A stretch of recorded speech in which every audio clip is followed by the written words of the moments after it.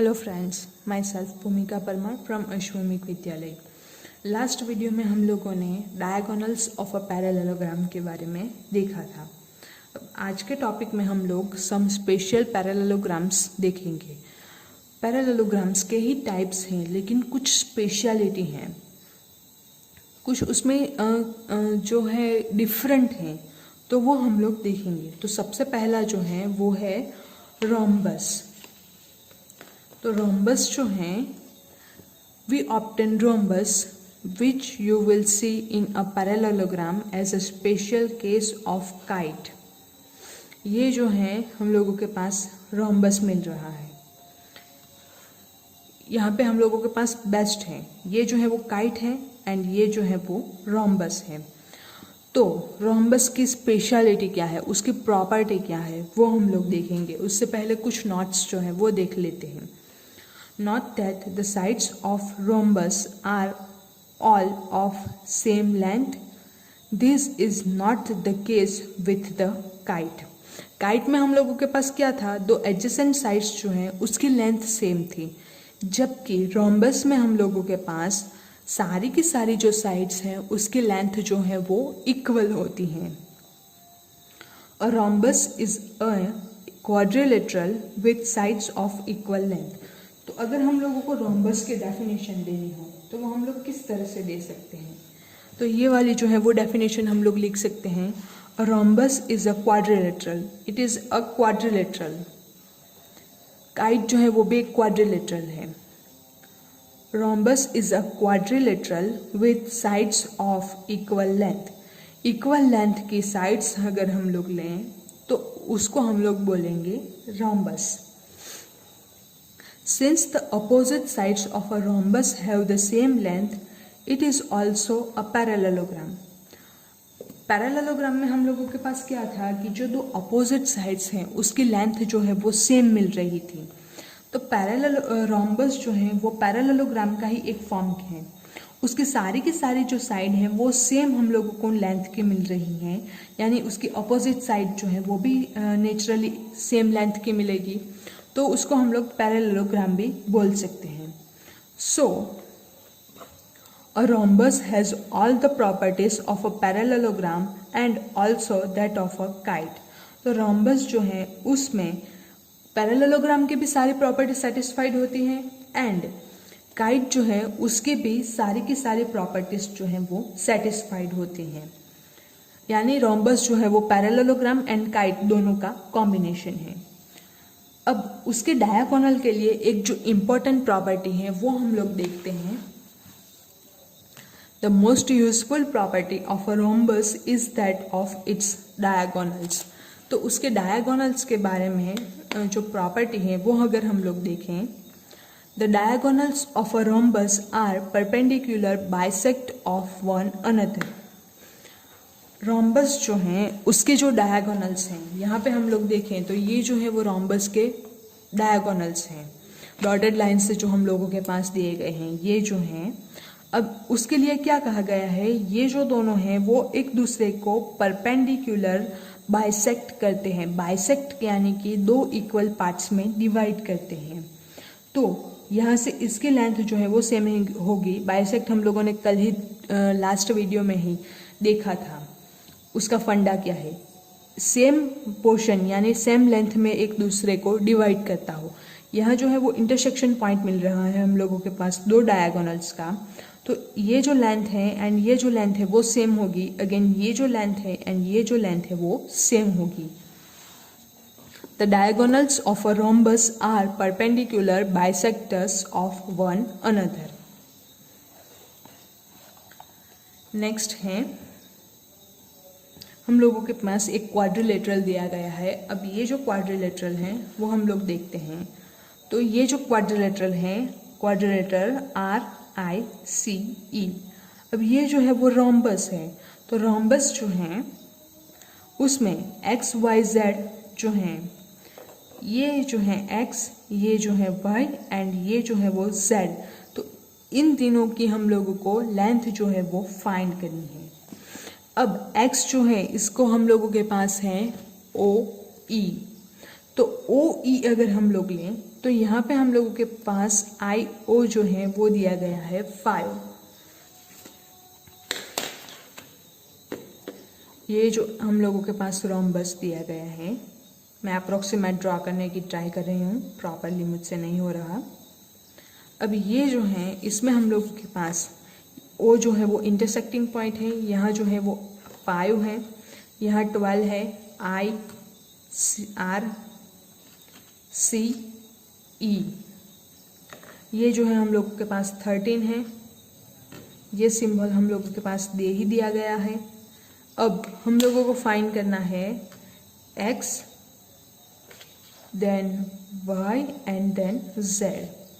अब जब हम लोगों के पास ये जो है वो रोम्बस दिया गया है तो इसकी लेंथ एंड इसकी लेंथ वो सेम होगी। क्यों? क्योंकि property of diagonal, they bisect perpendicular to one another. तो बाइसेक्ट करता है, बाइसेक्ट यानी 2 इक्वल पार्ट में डिवीजन, तो इसका 5 है लेंथ, तो इसकी भी लेंथ जो है वो 5 होगी। So E O is equals to O I is equals to 5, यानी x की लेंथ जो है हम लोगों को मिल रही है 5। अब नेक्स्ट जो है y फाइंड करना है, तो उसके लिए हम लोगों के पास इसकी लेंथ जो है वो दे दी गई है। अगर ये जो है वो बाइसेक्ट करता है, यानी ये लेंथ एंड ये लेंथ वो सेम मिलेगी। तो ओ सी इक्वल टू ओ आर हम लोगों को मिलेगा। अब ओ सी इक्वल्स टू 12 हम लोगों के पास है, सो 12 इक्वल्स टू ओ आर, तो y जो है हम लोगों को मिलता है 12। नेक्स्ट हम लोगों को फाइंड करना है z, z is equals to R I. अब ये जो है ये रोम्बस दिया गया है, तो इसके सारे के सारे जो लेंथ है वो सेम होगी। अभी अभी हम लोगों ने देखा कि it is a quadrilateral with sides of equal length, तो इसकी लेंथ जो है वो 13 होगी, तो इसकी भी लेंथ 13 होगी, इसकी भी लेंथ 13 होगी, इसकी भी लेंथ 13 होगी। यानी इसमें से कोई भी साइड आप लोगों को फाइंड करनी हो तो वो आप लोगों के पास सेम मेजर मिलेगा। अब इसकी 13 हम लोगों को दे दी गई है, so E R is equals to R I equals to Z and E R equals to 13। तो जेड की वैल्यू हम लोगों को मिल रही है 13। तो ये जो है इस तरह से आप लोग फाइंड कर सकते हैं रोम्बस के लिए। नेक्स्ट जो टॉपिक है वो है रेक्टेंगल। रेक्टेंगल हम लोग किसको बोलते हैं? तो सभी हम लोग जानते हैं रेक्टेंगल के बारे में। रेक्टेंगल यानी कि जिसके दो साइड्स जो हैं, दो अपोजिट साइड्स, उसकी लेंथ जो है वो इक्वल होती हैं एंड उसके जो सारे के सारे एंगल्स होते हैं वो एंगल्स राइट एंगल्स होते हैं। अब देखते हैं, a rectangle is a parallelogram with equal angles. A rectangle is a parallelogram with equal angles. Equal angle वाला पैरेललोग्राम जो है उसको हम लोग बोलते हैं रेक्टेंगल। अब उसके लिए एक और चीज रिक्वायर है, वो है if the rectangle is to be equiangular then उसके सारे के सारे एंगल्स जो है उसका नाप क्या होगा। तो हम लोगों के पास अगर हम लोग अज्यूम कर लें कि उसका सारे के सारे एंगल्स जो हैं वो x हैं, अब सबके सब एंगल्स जो है उसके मेजर हम लोगों के पास इक्वल है, तो एक का अगर हम लोग x अज्यूम करते हैं तो बाकी के तीनों का भी हम लोगों को x ही अज्यूम करना होगा। सो x plus x plus x plus x, so total होते हैं 4x। अब ये जो है क्वाड्रिलेटरल है, तो यानी कि इसके एंगल्स जो है टोटल उसका सम होगा 360 डिग्री।